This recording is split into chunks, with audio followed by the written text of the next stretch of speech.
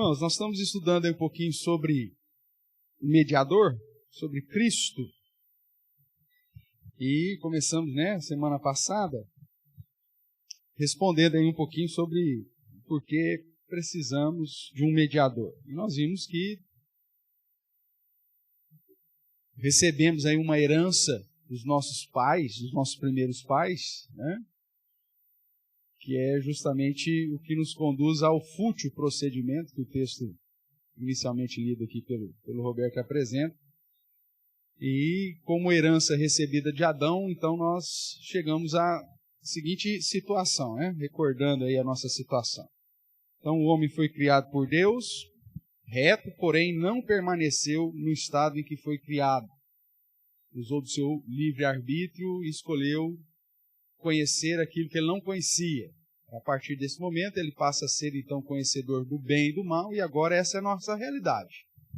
Então, por conta de ter escolhido aí desobedecer o Senhor, esse homem então está condenado de um modo justo.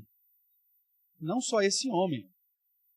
Eu estou condenado de modo justo. Quando eu nasci, você também. Então, quando nós nascemos, homem natural, todos nós nascemos condenados.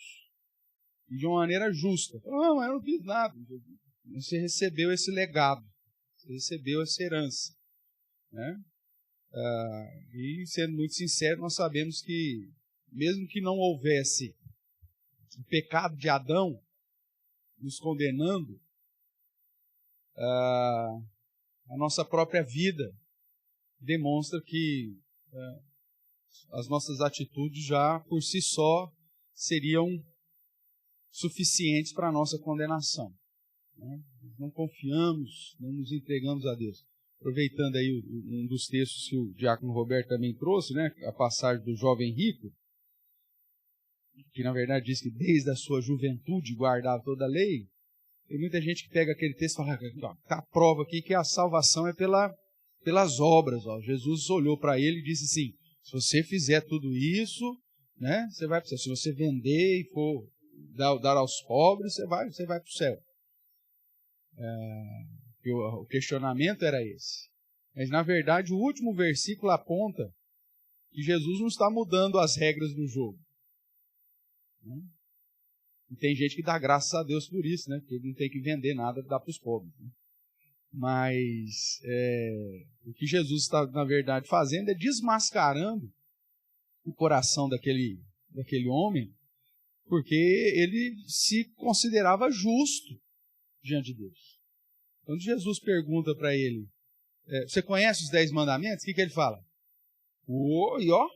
Tem cumprido tudo. Desde mocinho. Sou cara justíssimo.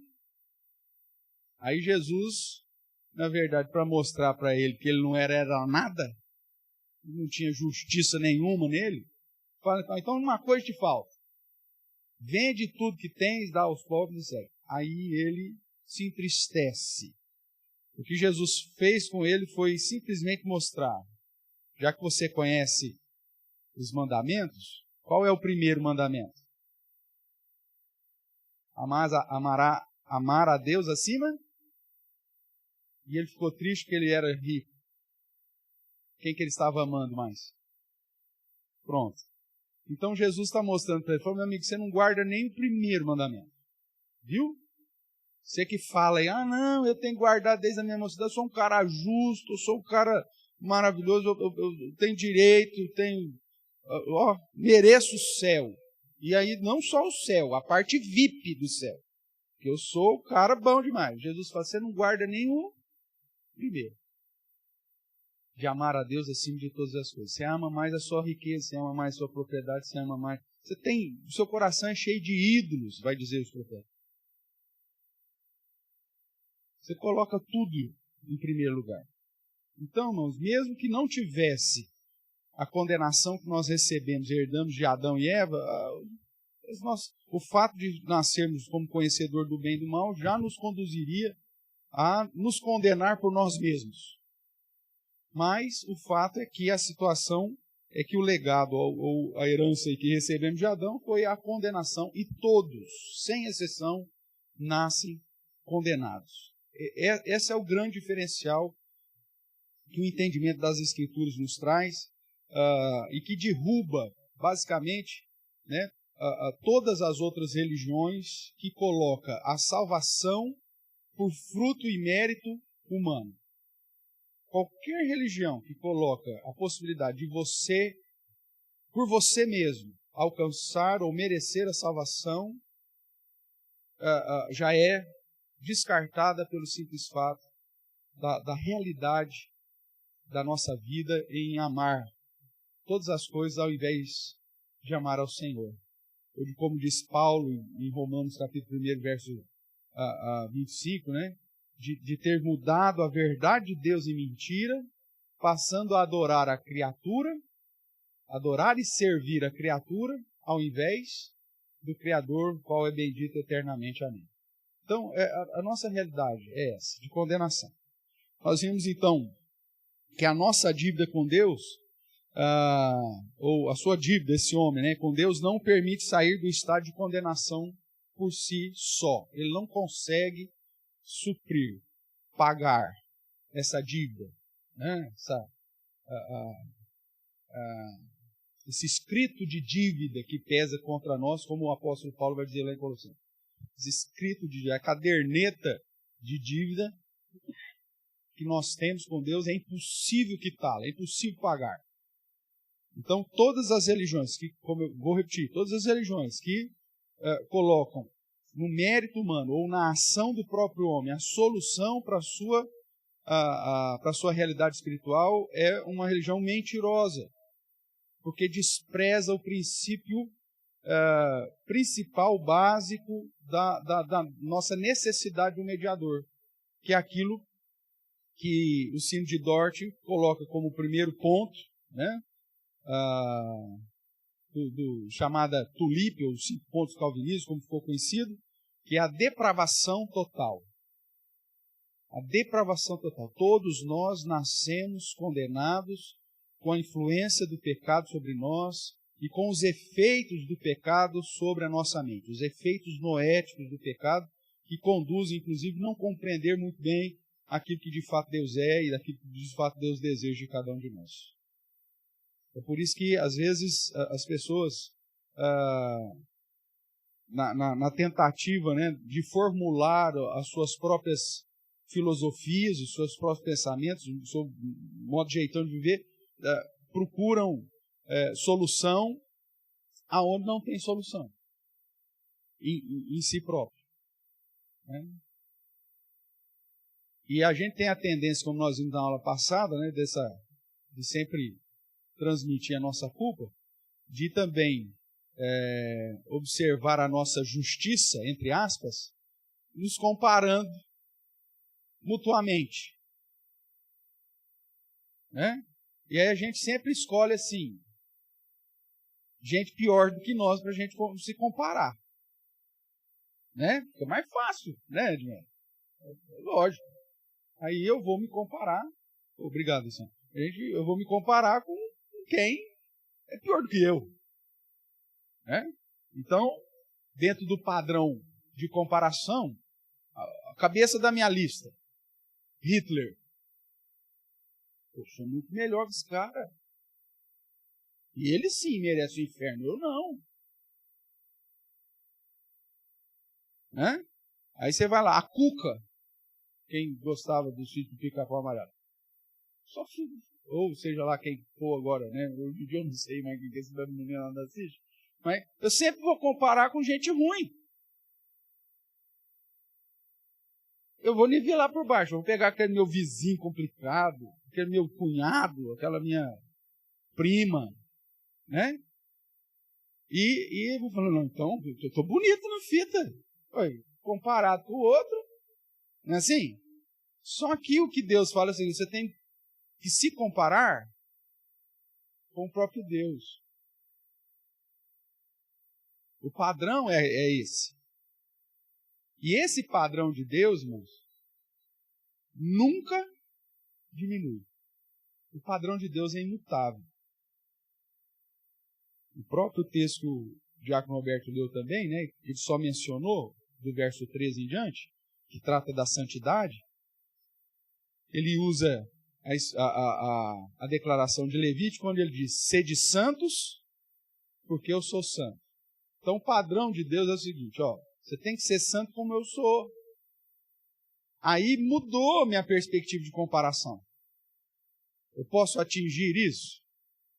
Não posso. O infeliz do jovem rico quis.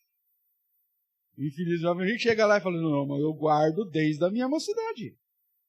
E aí Jesus vem e já derruba ele, dizendo assim, nem o primeiro você está dando conta de guardar. Você está amando mais as suas riquezas, mais o que você tem do que o próprio Deus. Então pronto, já era, amigão. Não tem chance para você. Não existe salvação em você mesmo. Tudo bem até aqui? Então vamos lá. Deus, segundo a sua graça, resolveu então prover um mediador para pagar pela dívida. Já que está todo... Eu lembrei aqui aquela analogia já do SPC, né? Já dei aqui para vocês uma vez, né? Dei sim, mas vamos lá, vamos lembrar. Da história do mediador, para você entender, né, o porquê do mediador. Como todo mundo nasceu em pecado, nós vamos fazer a seguinte analogia. Vamos imaginar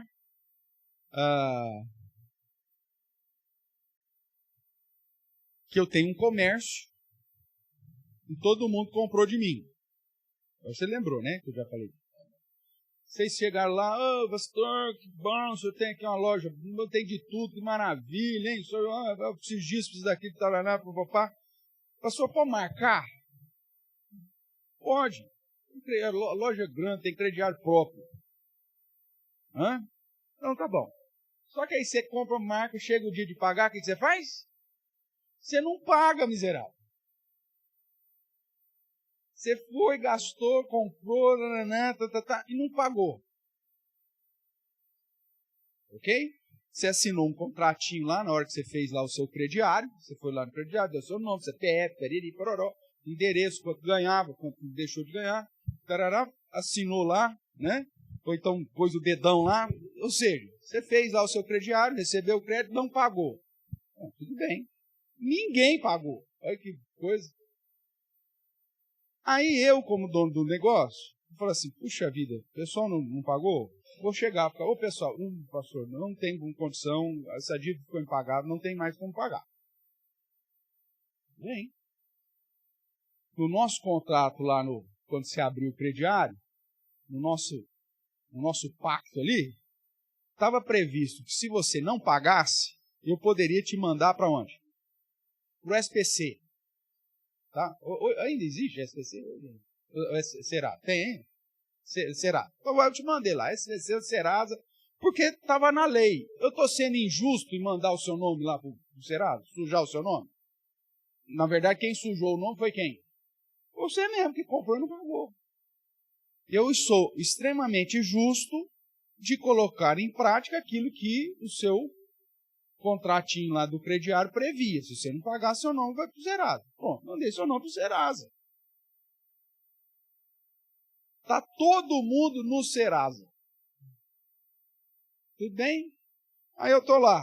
O que eu posso fazer com esse povo que está no Serasa? De duas, uma. Ou manter esse povo lá, porque na verdade o contrato é o que prevê, não pagou, vai para o Serasa, ninguém mais tem crédito, ninguém pode comprar nada e está com o nome sujo. Aí eu posso pensar e falar assim, eu vou fazer o seguinte, eu vou perdoar a dívida de todo mundo. Posso fazer isso? Posso. Mas eu vou estar sendo justo com o contrato que eu fiz? Não vou estar sendo justo. Posso até fazer. Mas isso não faz de mim uma pessoa justa. Faz talvez só misericordioso. Mas eu até poderia, sim, fazer se eu quisesse. Porém, não manifestaria a minha justiça. Tudo bem? A minha graça, a minha misericórdia prevaleceria. Então, eu estaria demonstrando só uma parte, mas a minha justiça não. Porém, eu preciso manifestar todos os meus atributos, não só a minha graça, não só a minha bondade. mas também a minha justiça. Então eu resolvo manter a turma no SPC ou lá no Serasa. Tudo bem? Aí alguém chega para mim e fala assim, e aí, como estão os negócios? Eu falei, cara, estou quase fechando, porque todo mundo compra e ninguém paga. Estou com uma pilha desse tamanho de novo no Serasa. E aí agora esse povo aí é uma comunidade pequena, esse povo está tudo endividado, não tem dinheiro, não posso vender mais para eles, porque está tudo no Serasa. E enquanto eles não pagam, eles também não conseguem comprar mais. Tá difícil o negócio. Aí esse terceiro chega para mim e fala assim, pastor, faz o seguinte, eu vou... Cadê as fichas do crediário? Aí pega as fichas lá do crediário, e aí ele então escolhe algumas dessas fichas e fala assim, calcula isso aqui que eu vou pagar. Esse terceiro, que não tem nada a ver com a paçoca, ele é obrigado a fazer isso? Não. Agora, se ele voluntariamente quiser fazer isso, tem algum problema? Não. Se ele foi lá e pegou, sei lá eu, o lado que tem menos gente aqui desse lado aqui. Então vai lá. Escolhi esse lado aqui que tem menos. Peguei as fichas dessa turma aqui. Esse terceiro, porque poucos serão salvos. Então, a grande maioria. E outra, na minha perspectiva aqui, direita, esquerda. As ovelhas vão para a direita. Agora, se eu virar, você está do lado certo. Mas vamos lá. Então, vamos lá. O pessoal aqui... Eu peguei a ficha dessa turma e esse terceiro, que não tem dívida nenhuma comigo, que nunca comprou nada, ele escolheu essa turma aqui e pagou por essa turma. Pagou a dívida. Você pode reclamar? O pessoal que está aqui pode reclamar. Por que ele pagou por lá e não pagou por mim? Você pode reclamar? O cara tem algum dever de ter pago para alguém? Não. Você não pode reclamar. Porque quem que foi o culpado do seu nome estar no Serasa mesmo? Você mesmo. Não pode reclamar. Agora, essa turma que foi agraciada com o pagamento desse terceiro aí, o que eles vão fazer? Vai reclamar? Não. O que ele vai fazer? Vai agradecer. Tudo bem? E vai ficar eternamente grato por essa pessoa que pagou. Aí eu, como dono do comércio, o que eu vou fazer? Recebi por essa turma aqui. Recebi. Foi que tá. Aí eu falo assim, vou manter todo mundo no Serasa. Posso fazer isso? Não. Seria injusto. O que eu tenho que fazer para manter a minha justiça? Alguém pagou por vocês? Então, vou retirar o nome de vocês do Serasa. E mais, vocês têm crédito de novo. Não tem mais nome sujo. Foi zerado. E para vocês que ninguém pagou e nem vocês mesmos conseguem pagar, é justo que você continue onde você está, meu amigo. Você pagou? Não. Alguém pagou para você? Não. Então o que sobrou para você? Continuar no Serasa. Não tem outra solução para você. E não adianta você reclamar, porque quem comprou e não pagou foi quem mesmo? Você mesmo. Não tem como você questionar absolutamente nada. Agora, eu não posso manter esse pessoal no Serasa, porque seria injusto. Eu recebi a dívida dessa coisa. Ninguém daqui pode reclamar com esse terceiro, porque não recebeu. Por que não pagou por mim? Ele não tinha o dever de pagar por ninguém. Ele fez isso voluntariamente. E fez naquelas fichas que ele escolheu, porque ele quis. Não era porque a turma daqui é mais bonita ou é mais feia, ou não é porque essa turma aqui tinha alguma coisa a oferecer. Não, ele escolheu baseado na sua grandeza, no seu amor. Se tem alguma inclinação, vamos dizer assim, que Paulo diz, lá em Coríntios, se um dia, se você deseja muito saber por que Deus te escolheu e não escolheu outro, Paulo vai dizer, observe os nossos irmãos, ou daqueles que são chamados. Não foram chamados muito de nobres de nascimento, não foram chamados muitos de os sábios. Muito pelo contrário, Deus escolheu as coisas loucas do mundo.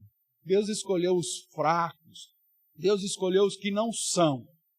Então, se você tem tanto desejo de saber por que Deus te escolheu, é porque você não valia nada.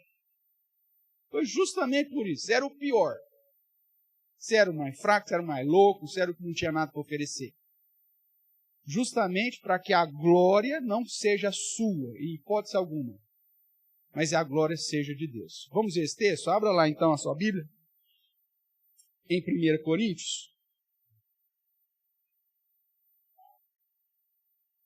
Capítulo 1.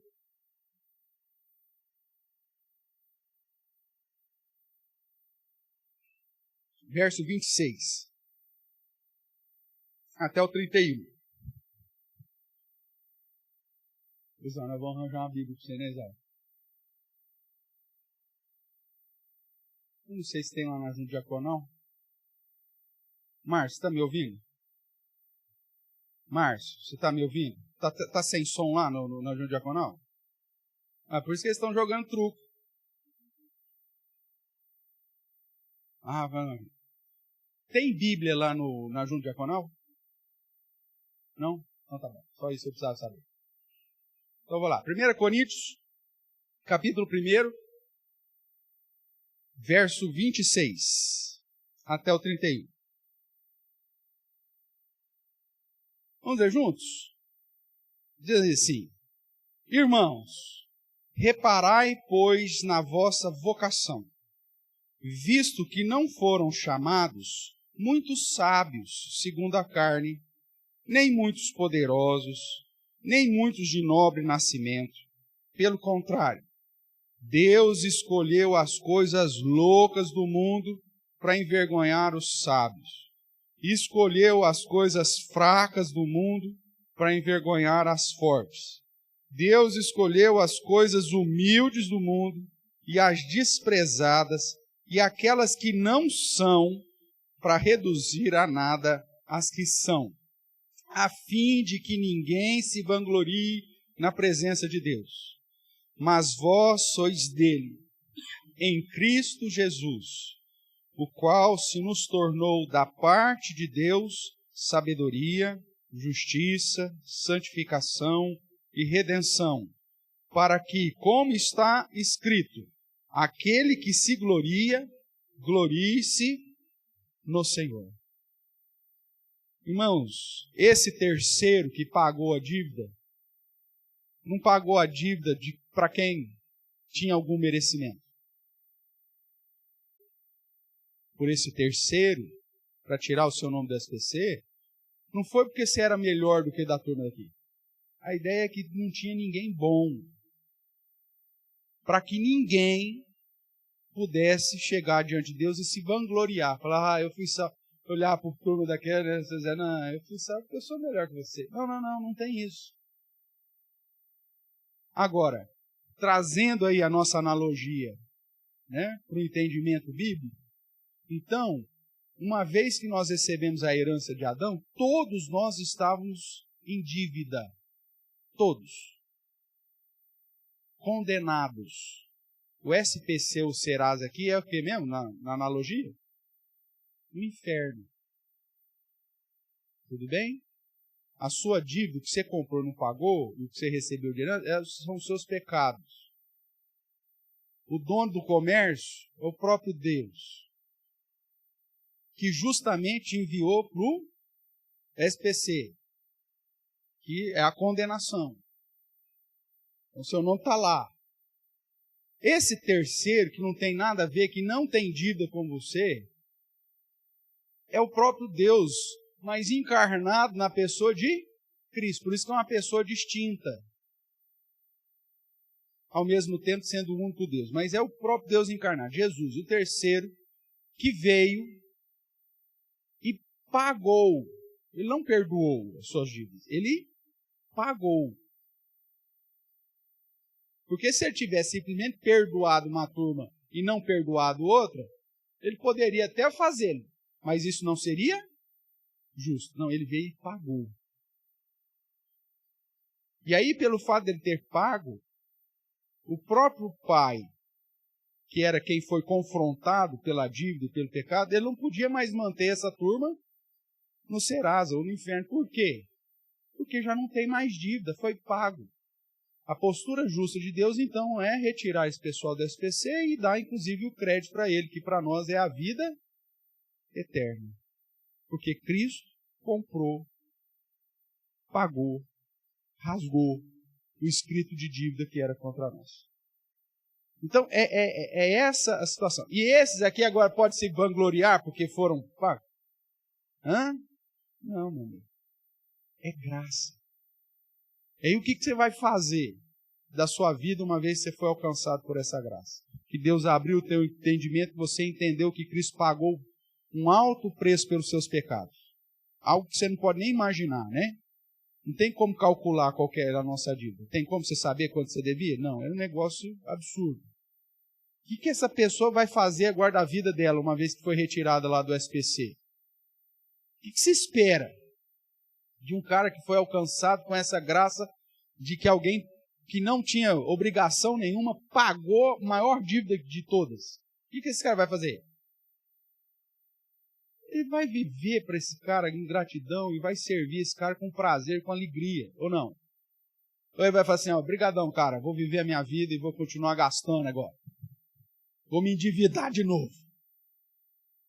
É assim que o cara vai viver? Não, não vai. Então, é essa a necessidade que nós temos de um mediador. Nós não damos conta de pagar a nossa vida. E louvamos a Deus porque Jesus Cristo foi esse mediador que Deus, segundo a sua graça, proveu para vir pagar pela nossa dívida, pelos nossos pecados. Tudo bem até aqui? É lógico que sempre a analogia tem falhas, mas eu acho que essa da dívida aqui acaba nos auxiliando a compreender o que de fato Jesus fez por nós. Então, lá no nossa confissão de fé é dito assim: Ele aprove, falando de Deus, né, em seu eterno propósito, escolher e ordenar o Senhor Jesus, seu Filho unigênito, para ser o mediador entre Deus e o homem. E aí nós vimos lá nesses textos semana passada, tratando aí em especial de 1 Timóteo 2,5, que Jesus é o único mediador. Cristo encarnado é o único mediador. Porquanto há um só Deus e um só mediador entre Deus e os homens. Cristo Jesus, homem. Não existe outro. Nem você pode resolver o seu problema e alguém que viveu um pouquinho melhor que você, pode. Ai, mas o fulano era um santo. Nossa, viveu uma vida exemplar. Tá. Mas a comparação desse santo que viveu uma vida exemplar é contigo? A comparação? Não. A comparação dele tem que ser feita com quem? Com Deus. Ele conseguiu suprir as necessidades de Deus? Não. Mesmo que ele foi bonzinho, gente maravilhosa, um cara exemplo de vida, né? Viveu para os outros, mesmo que ele vendeu todos os bens, entregou aos pobres, fez voto de pobreza, não sei o que, tarará, mas mesmo assim não é suficiente, nem para ele, quanto mais para ser o meu mediador, porque o padrão não muda, o padrão é imutável, o padrão é o padrão de Deus. Sede santos, porque eu sou santo. Tem como você ser santo como Senhor? Não tem. Ninguém atinge isso. Então, o único que viveu aqui e nunca pecou foi o próprio Deus encarnado, Jesus Cristo. É assim que é a palavra de Deus. E aí ele pode ser esse mediador. E aí ele pode ser esse cara que vai pagar pela minha dívida. Então, quais são os atributos desse mediador? Né? O que precisava ter? Esse mediador, ele precisava revelar a vontade dele, ele precisa conhecer a vontade de Deus. Então, nos é apresentado que esse mediador ele tinha que ser profeta. Vamos ver esses dois textos aqui. Primeiro lá de Deuteronômio 18, Moisés exercendo aqui, inclusive, questão profética, né? Ele vai dizer assim, Deuteronômio 18, verso 15. A promessa aí do grande profeta.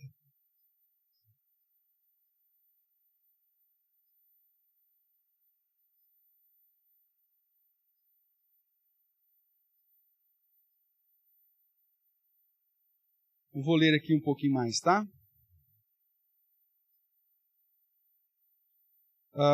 O Senhor teu Deus te suscitará um profeta do meio de ti, de teus irmãos, semelhante a mim, e a ele ouvirás, segundo tudo o que pediste ao Senhor teu Deus em Horebe, quando reunido o povo.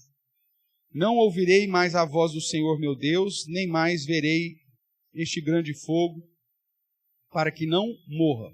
Então o Senhor me disse: falaram bem aquilo que disseram.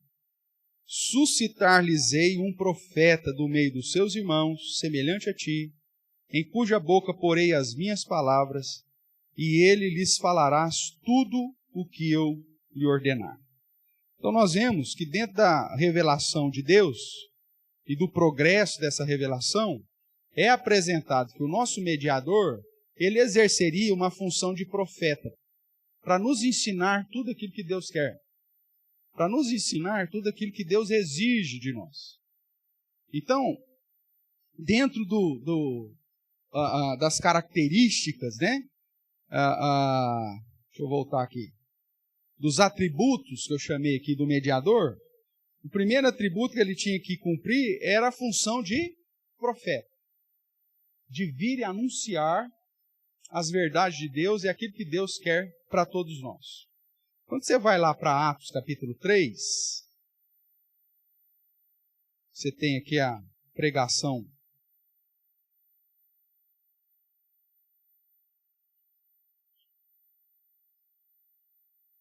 de Pedro, discurso de Pedro no templo, e nós cremos, inclusive pela própria palavra de Deus, que Deus inspira, né, homens pelo Espírito Santo para revelar a sua verdade. Logo após Pedro ter recebido o Espírito Santo, juntamente com os outros discípulos, ele então e João vão para o templo, né, em um momento aqui da história, e eles curam um coxo de nascença no nome de Jesus Cristo. E aí então,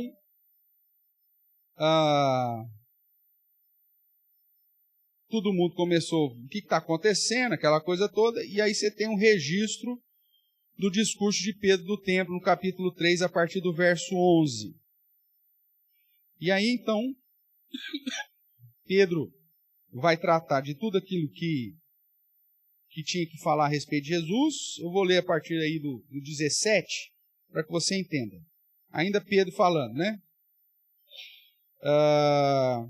E agora, irmãos, eu sei que fizeste por ignorância, ou seja, ter desprezado a Cristo, né? Como também as vossas autoridades. Mas Deus assim cumpriu o que dantes anunciara por boca de todos os profetas, que o seu Cristo havia de padecer. Arrependei-vos, pois, e convertei-vos, para serem cancelados os vossos pecados, que é o arrependei-vos e crede, tá?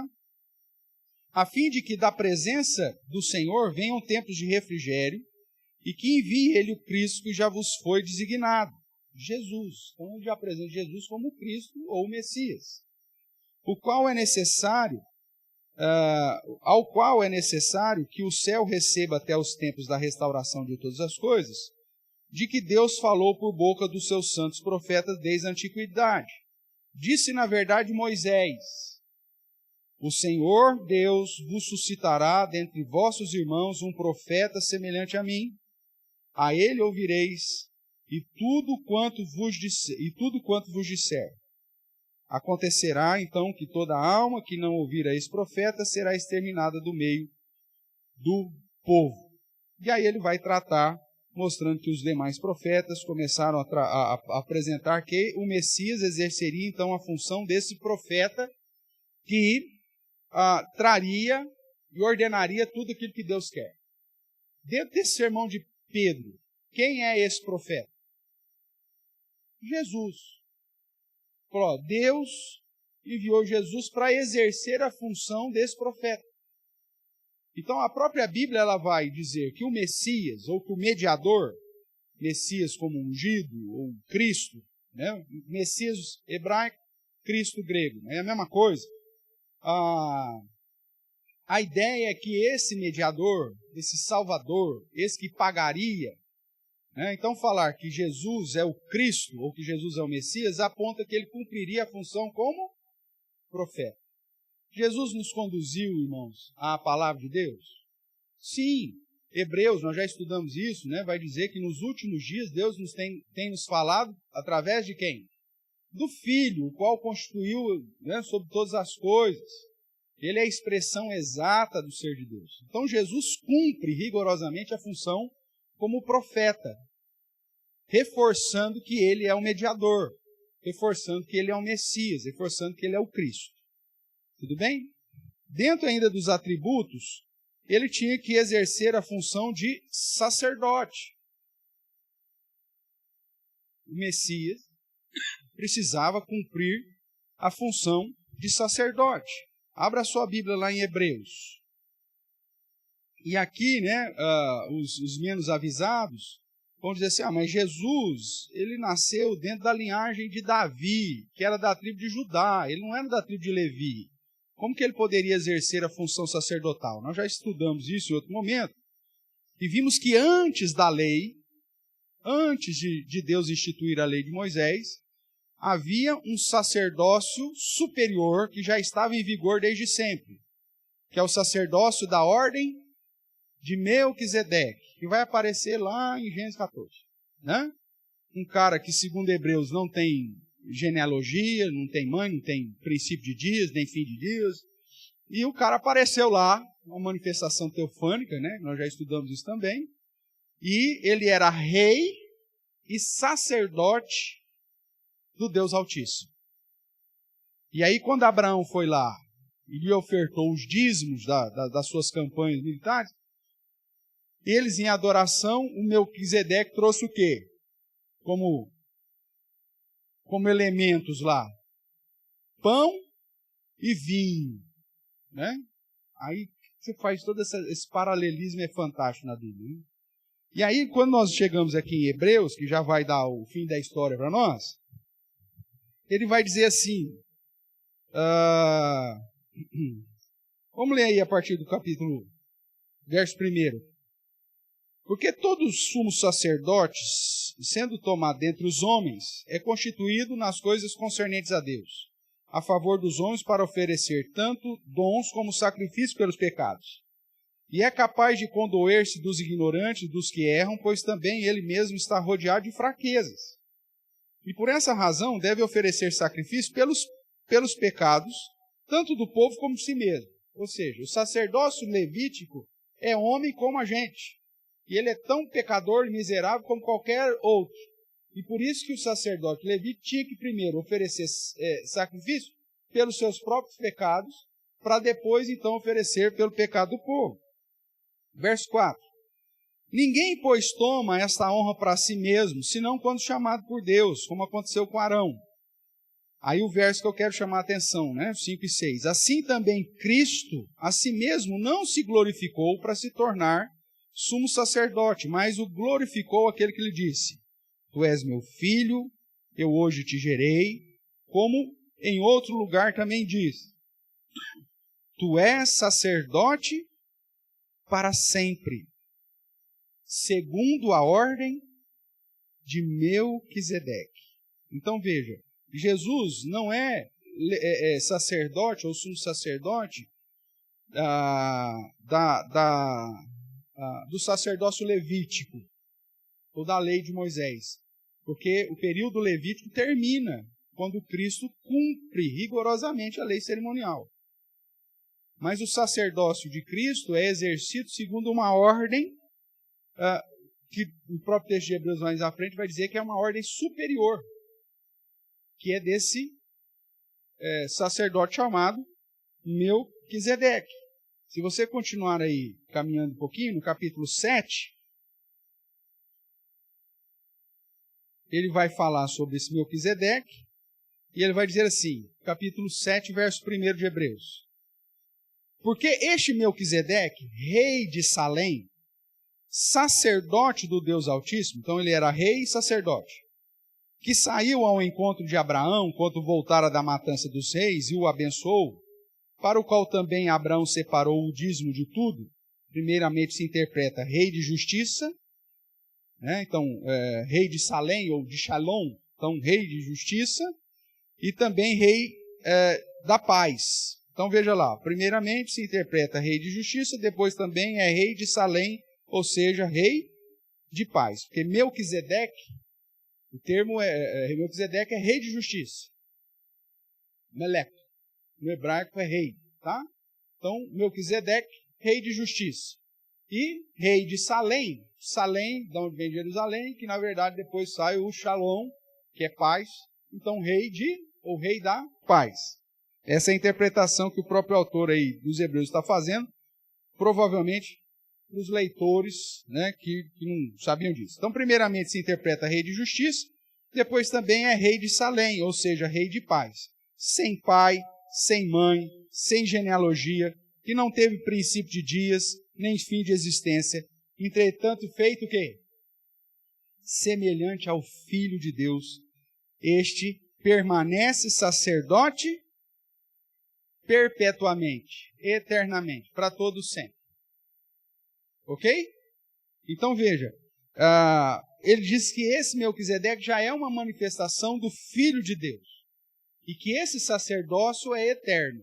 O sacerdócio de Levítico ele é temporário. Começa com Moisés, termina em Cristo. Agora, o sacerdócio de Melquisedeque, ele permanece perpetuamente. Continue aí. Verso 4.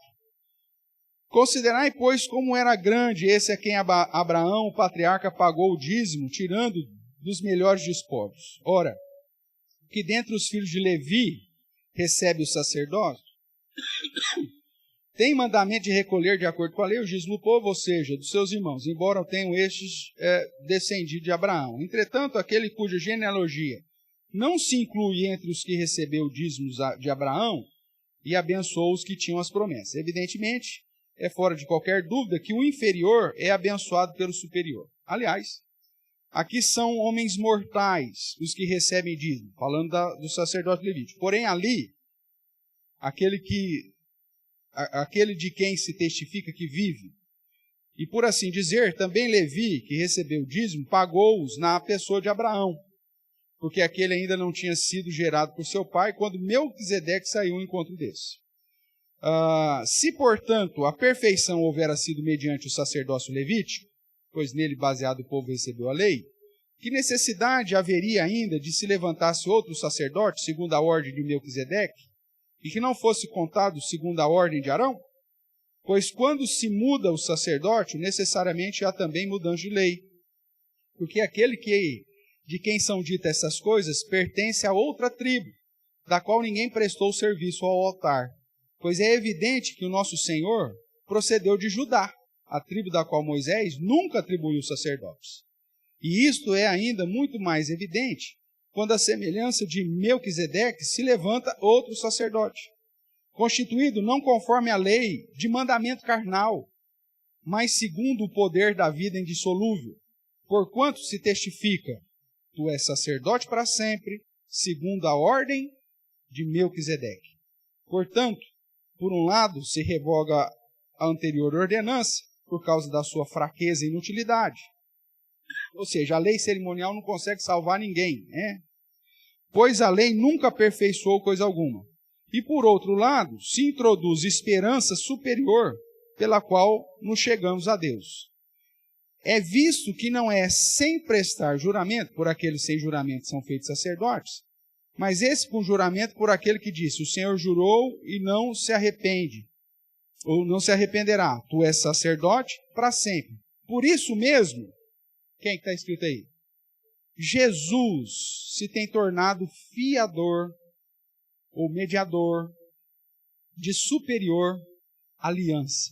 Ora, aqueles que são feitos sacerdotes em maior número, porque são impedidos pela morte de continuar, esse, no entanto, pode continuar para sempre, tendo o seu sacerdócio imutável. Por isso também pode salvar totalmente o que por ele se chegam a Deus, vivendo sempre para interceder por eles. Com efeito, nos convia um sumo sacerdote como este, santo, inculpável, sem mácula, separado dos pecadores, e feito mais alto do que os céus, que não tem necessidade, como sumo sacerdote, de oferecer todos os dias sacrifício, primeiro por seus próprios pecados, depois pelos do povo. Porque fez isso uma vez por todas, quando a si mesmo se ofereceu, porque a lei constitui sumos sacerdotes a homens sujeitos à fraqueza. Mas a palavra do juramento, que foi posterior à lei, constituiu o Filho, perfeito para sempre. Então veja, irmãos, o autor aos Hebreus ainda vai continuar tratando isso, né? Inclusive aí no capítulo 9, se você observar aí, ele vai dizer que o sacrifício de Cristo não se repete, é perfeito, o sacrifício de Cristo é eficaz para sempre. Depois no capítulo 10, justamente a ação de Jesus como sumo sacerdote é o que nos permite entrar no Santo dos Santos, pelo sangue de Jesus, pelo novo e vivo caminho que ele nos consagrou pelo véu. Ou seja, todo o contexto de Hebreus vai nos mostrar que Jesus exerce a função de sacerdote de uma ordem superior à levítica, porque a levítica era temporária e não conseguia pagar pelos seus próprios pecados, porque os sacerdotes eram todos pecadores. Mas Jesus, sendo o sacerdote supremo e eterno, que venceu, inclusive a morte, que não morre, ele mantém essa linha sacerdotal para sempre, e é por isso que ele pode, através do sacrifício que ele fez, entregando a si mesmo, pagar pelos nossos pecados. Então, só existe uma pessoa em toda a história da humanidade que cumpriu a função de profeta e a função de sacerdote e que não precisava oferecer sacrifício por si só. E segundo Hebreus, essa pessoa é quem? Jesus Cristo, o Messias, o Cristo, o mediador. Tudo bem? Outra função que ele tinha que exercer, e que de certa forma na figura do sacerdócio Melquisedeque já está embutido, que é o fato de, além de ser sacerdote, ele tinha que ser ao mesmo tempo rei. E aí nós temos a questão histórica, dentro da provisão de Deus da redenção, de que o Messias teria que nascer da descendência de Davi. Porque é a linhagem real que Deus havia prometido para o seu povo. E aí ele tinha que nascer dentro da tribo de Judá, que era da onde sairia a linhagem de Davi. Então, quando você vai lá para Isaías, capítulo 9, você tem a promessa da vinda do Messias, do Salvador, né? Um texto conhecido aí.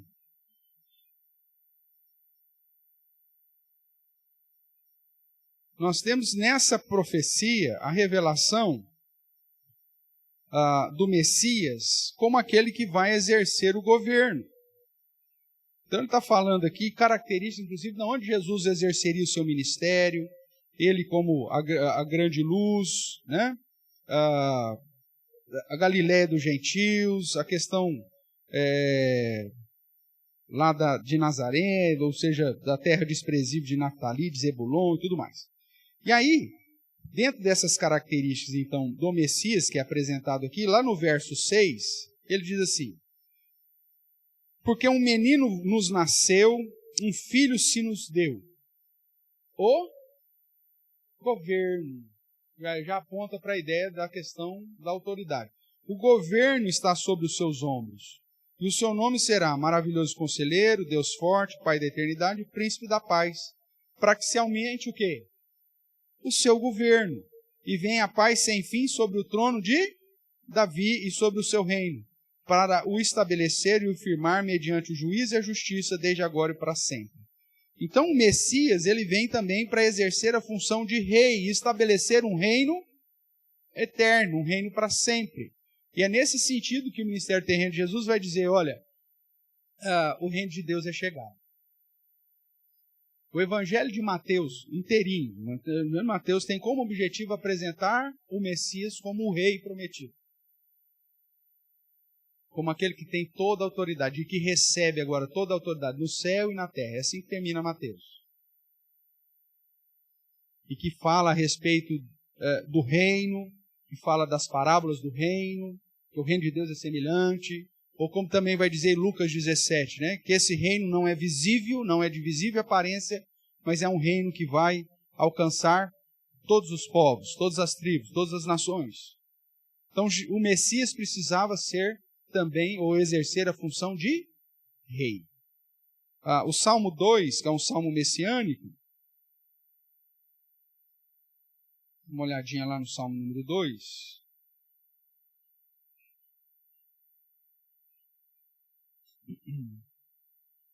Nós encontramos aí, no verso 6,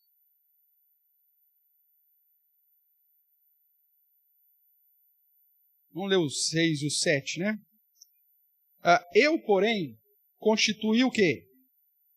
O meu rei sobre o meu santo monte Sião. Proclamarei o decreto do Senhor. Ele me disse, tu és meu filho, e eu hoje te gerei.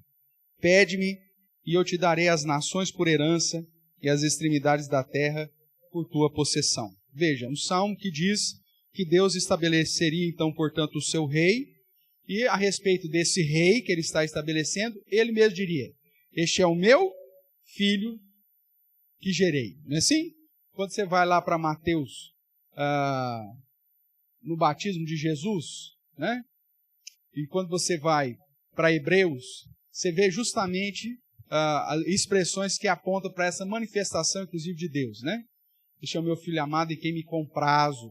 Ou, como Hebreus vai citar, inclusive, o Salmo, se não me engano, 110, né?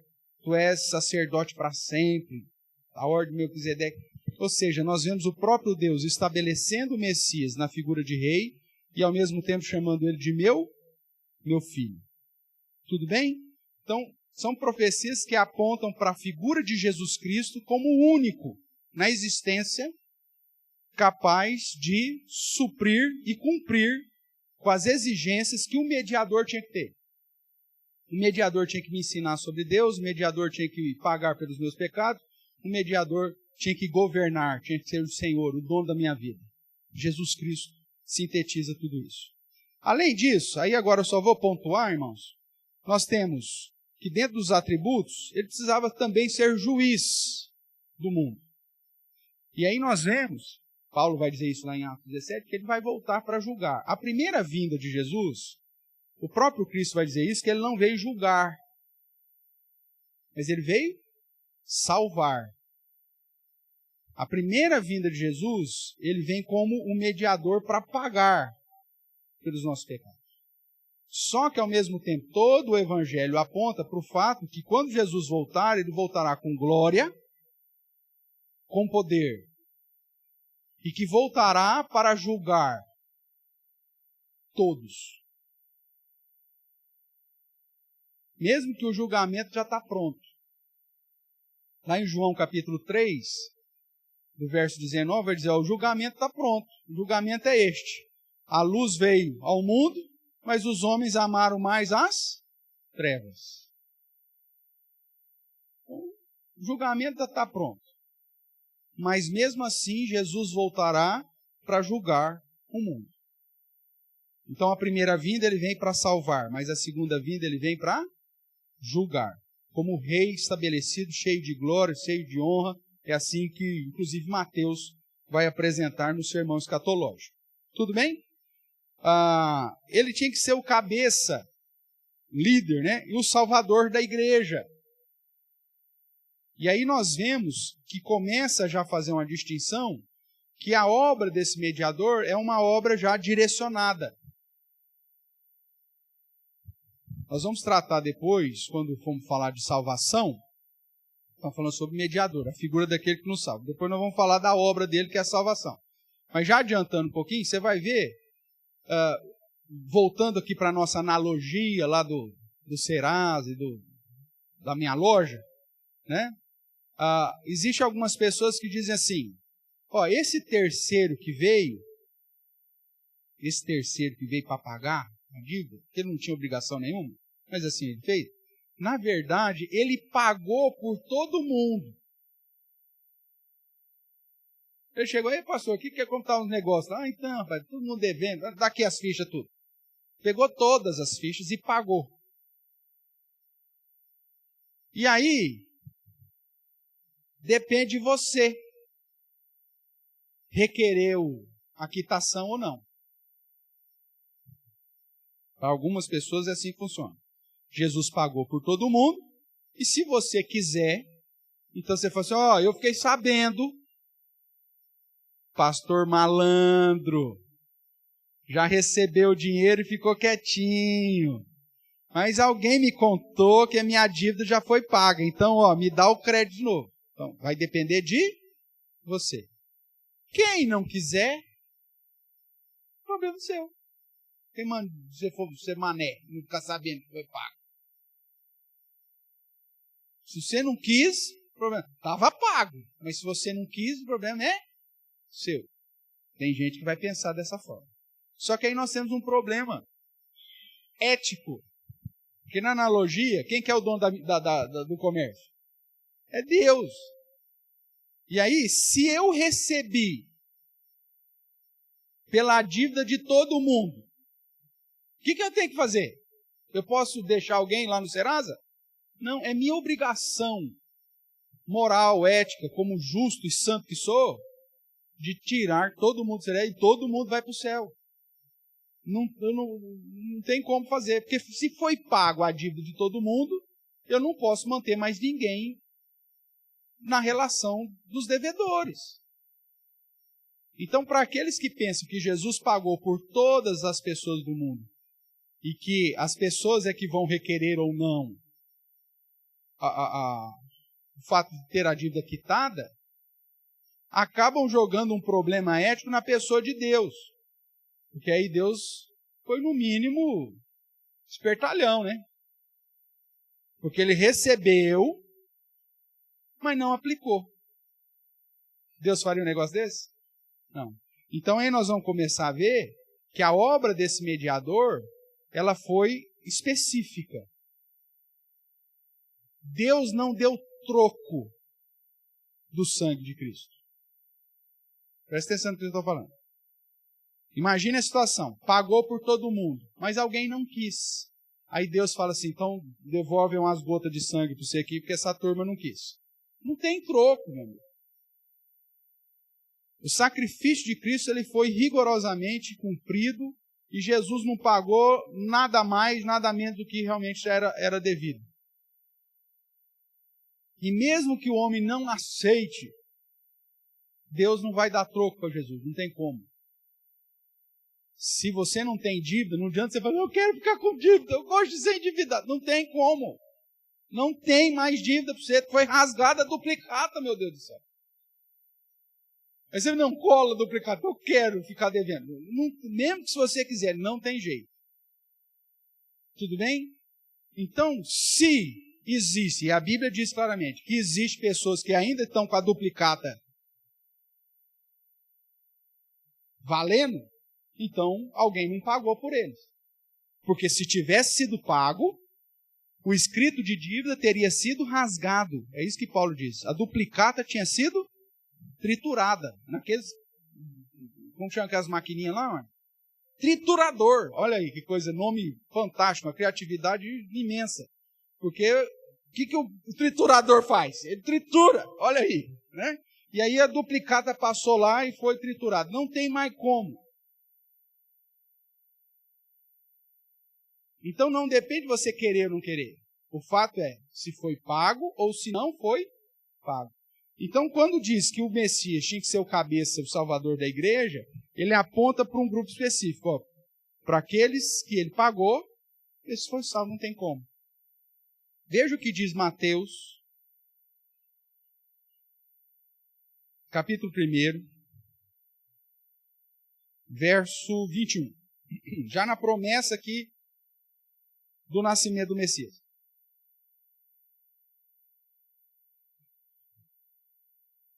É lógico que eu estou adiantando um pouco, mas é porque é tudo junto, misturado, né, irmão? Não tem como. Mas vamos lá, ó, verso 21 de Mateus, capítulo 1. Ela dará à luz a um filho, e lhe porás o nome de Jesus, porque ele salvará o seu povo dos pecados dele. Há um povo específico. Há um povo específico. Pastor, mas lá em João 3,16, abra lá. Lá em João 3,16 está dizendo, porque Deus amou o mundo de tal maneira que deu o seu Filho unigênito para que todo aquele que nele crê não pereça, mas tenha vida eterna. Se diz que Deus amou o mundo, como o senhor está falando aí que é só uma pessoa? Vamos lá. Nós vamos estudar isso aqui com mais vagar quando tratarmos aí da salvação. Mas, se você já não ficar com essa dúvida, vamos ver. Qual que é o contexto do capítulo 3? Jesus está conversando com quem? Nicodemos. Capítulo 3, verso 1. Havia entre os fariseus um homem chamado Nicodemos, um dos principais dos judeus. Qual que era a pergunta? Né? Ele vai dizer aí o contexto, né? Este de noite foi ter com Jesus e disse, Rabi, sabemos que és mestre vindo da parte de Deus, porque ninguém pode fazer esses sinais que tu fazes, se Deus não estiver com ele. A isso respondeu Jesus, em verdade em verdade te digo, se alguém não nascer de novo, não pode ver o reino de Deus. Perguntou Nicodemo, como pode um homem nascer sendo velho? Pode porventura voltar ao ventre materno e nascer segunda vez? Respondeu Jesus, em verdade te digo, que não nascer da água e do Espírito não pode entrar no reino de Deus. O que é nascido da carne é carne, o que é nascido do Espírito é Espírito. Não te admito eu dizer, importa-vos nascer de novo? O vento sopra onde quer, ouves a sua voz, mas não sabe de onde vem, nem para onde vai, assim é todo que é nascido do Espírito. Então, lhe perguntou Nicodemos, como pode suceder isso? Acudiu Jesus, tu és mestre em Israel, não compreendes essas coisas? Em verdade te digo, que nós dizemos o que sabemos e testificamos o que temos visto. Contudo, não aceitais o nosso testemunho. Se tratando de coisas terrenas, não me credes. Como crereis se vos falar das celestiais? Ora, ninguém subiu ao céu, senão aquele que de lá desceu, a saber, o Filho do Homem. E aí, como foi registrado isso depois, puseram aí, né, que está nos céus. E do modo porque Moisés levantou a serpente no deserto, assim importa que o Filho do Homem seja levantado, para que todo o que nele crê tenha a vida eterna. Aí vem o 16, porque Deus amou o mundo. Tararana. Dentro do diálogo, Jesus está falando com o mestre judeu. O que o judeu cria sobre a salvação? A salvação era para todos os povos? Não. Na cabeça do judeu, a salvação é nacional. O povo de Israel é o povo escolhido de Deus e só o povo judeu que vai para o céu. Aí Jesus começa a explicar para ele que o plano de Deus não inclui só judeus, mas o Espírito ou o vento sopra aonde ele quer. E que então, dentro dessa ação do Filho do Homem vindo e dessa ação do Espírito, né, que sopra onde quer e que não depende do homem, né? Aquele que é nascido do Espírito, né? Aponta para o fato, então, que o próprio Espírito Santo de Deus, ele vai agir de modo que, quando Jesus for levantado, ele atrairá para si todos os seus. E ele usa aqui a figura de quando Moisés levanta a serpente no deserto, que todo mundo que olha para a serpente de bronze lá era curado, lembra disso? E há um momento aqui do Evangelho que os gregos vêm conversar com os discípulos, Jesus falando, eu quero bater um papo com Jesus. Aí Filipe chega lá para Jesus, tem uns gregos aí querendo falar com você. Aí Jesus fala assim, no dia que o Filho do Homem for levantado, atrairá para si todas as nações. Aí Filipe vai para o outro, olha para um, meu Deus do céu, os caras só pediram para conversar com ele, cara. O que esse homem está falando? O que ele está falando é o seguinte, depois que eu cumprir a minha obra, que eu for levantado no madeiro, aí eu vou atrair as nações para mim. E todos que olhar para Cristo serão curados. Curados do quê? Do seu pecado. Essa é a analogia. Então, o que Jesus está dizendo aqui para Nicodemos é que a salvação não é exclusiva dos judeus, mas sim que Deus amou o mundo. Todas as pessoas do mundo? Não. Porque se a gente aplicar o mundo aqui como se fosse todas as pessoas do mundo, então todo mundo tinha que ir para o céu. E a própria Bíblia diz que isso não é o que vai acontecer.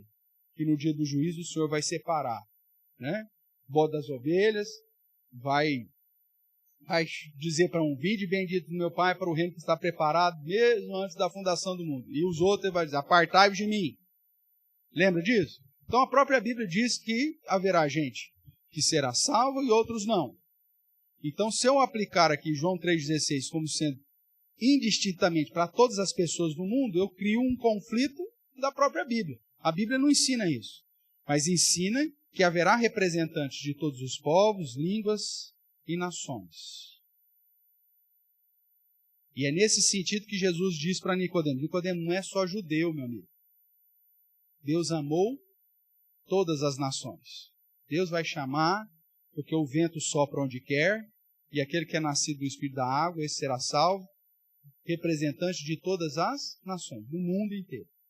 E não o mundo na perspectiva da totalidade dos indivíduos. Tudo bem até aqui? Mas esse é um assunto que a gente ainda vai tratar mais à frente lá.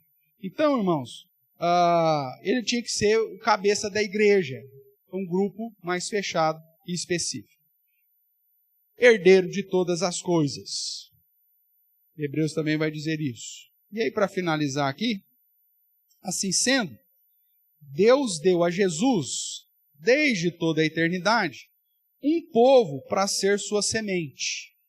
Então Deus separou, veja lá Mateus 1 que nós vemos, ele virá para salvar o seu povo do pecado deles. E para que no tempo devido, sendo por ele remido, chamado, justificado, santificado e glorificado, esse povo recebesse o benefício da mediação.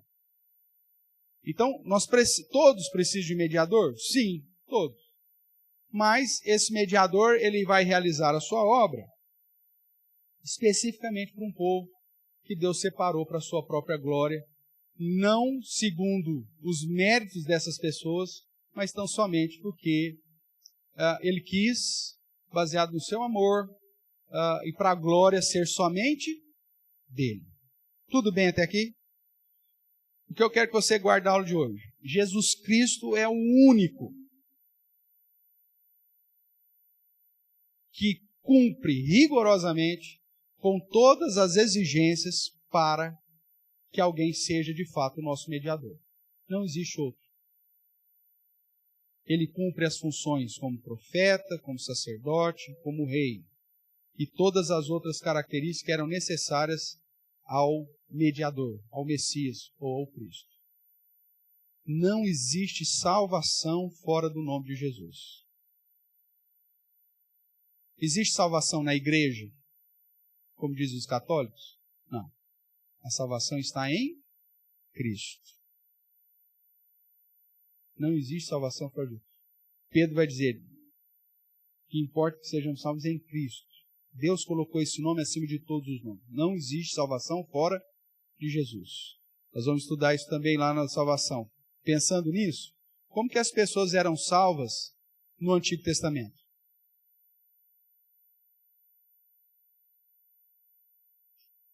Crendo na vinda de Jesus, como Messias, ou vendo na vinda do Messias. Como que nós somos salvos hoje? Crendo que o Messias já veio. É só uma questão do lugar que você está. Mas a salvação é sempre em Jesus. Porque ele exerce e cumpre rigorosamente tudo aquilo que o Messias precisava cumprir. Por isso que ele tem condição de pagar a minha dívida. Tudo bem? Vamos encerrar então? Na semana que vem a gente ainda vai fortalecer um pouco mais sobre a pessoa de Cristo, estudar um pouquinho mais sobre a cristologia, sobre a pessoa de Jesus, né? Quem é Jesus, que agora nós já definimos que é o mediador. E aí nós vamos tratar aí um pouquinho sobre a cristologia, se Deus assim nos permitir. Mas, por hora, a gente para por aqui.